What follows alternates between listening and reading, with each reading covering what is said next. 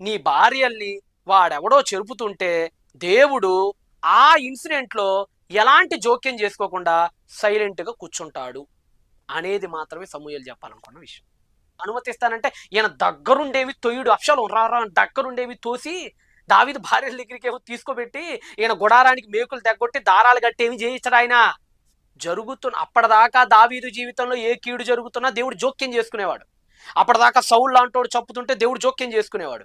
అప్పటిదాకా ఫిలిష్తీయులు చంపుతుంటే దేవుడు జోక్యం చేసుకుని ఆపేవాడు. ఇక్కడి నుంచి నేను జోక్యం చేసుకోను, నేను అనుమతిస్తానిక. నాకేం పని? నేను అనుమతిస్తే నువ్వు నా మాట వినలేదు కదా, వ్యభిచరించకూడదంటే నువ్వు నా మాట వినలేదు కదా, సో ఇక నుంచి నేను ఇన్వాల్వ్ కాను నీ మ్యాటర్లోకి, నేను సైలెంట్ అయిపోతా.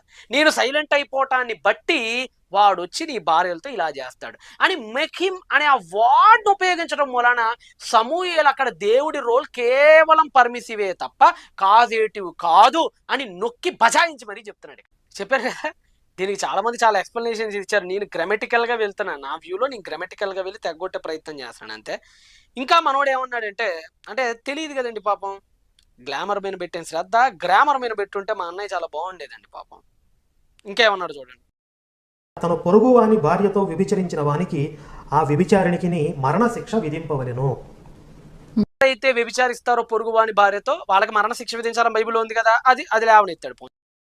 అంటే ఇప్పుడు దావీదు ఆ బత్షెబాతో అక్రమ సంబంధం పెట్టుకోవడం అనేది వ్యభిచారం కిందకు వస్తుంది. ఆ వ్యభిచార నేరం చేసినందుకు బత్షెబాని దావీదును కూడా బైబిల్ దేవుడు చంపించాలి, మరణశిక్ష విధించాలి.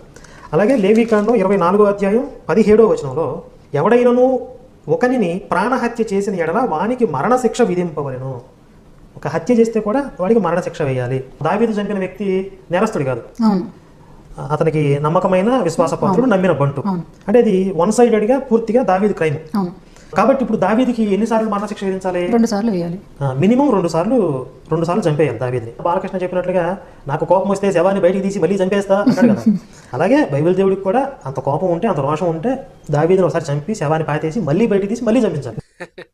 చూసారు కదండి, మన కరుణాకర్ గారు మాట్లాడుతుంటే ఆయన అమాయకత్వానికి నాకు జాలి అనిపిస్తుంది. కొన్నిసార్లు అమాయకత్వాన్ని చూసి జాలి అనిపిస్తుంది. నువ్వు కూడా ఏంటి అన్న ఇంత చదువు లేకుండా ఎట తయారయ్యాడు పాపం, ఎందుకు ఇంతమందిని మోసం చేస్తాడని అప్పుడప్పుడు జాలి, కనికరం, కరుణ, ఇంకేమున్నాయిరా అన్నీ వస్తుంటాయి అనమాట. నాకు విషయం ఏంటంటేనే, ఇప్పుడు కరుణాకర్ ఏం చెప్తున్నాడు, బైబిల్ ప్రకారంగా వ్యభిచరించిన వాడు రాళ్ళు తీసుకొని కూడా చంపాలి, నరహత్య చేసిన వాడు కూడా చంపాలి. ఈ 2 దావీదు చేశాడు.